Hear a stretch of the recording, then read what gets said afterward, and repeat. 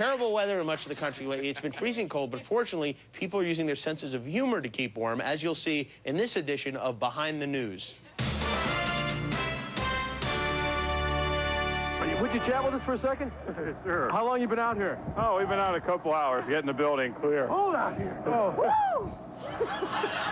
Some people are just out of their minds, you know? What are you going to do? I mean, it's nuts. I guess he's celebrating it, huh? I guess, or maybe he had just a wild night. Okay, we're not going to give this guy... Kevin, just stay on us, if you will. Keep it tight. How long you been out, and what are you doing to stay warm? Oh, well, staying warm is a good question. All right, you know what? I'm sorry, I can't do this. That guy gets a big gold star in my book.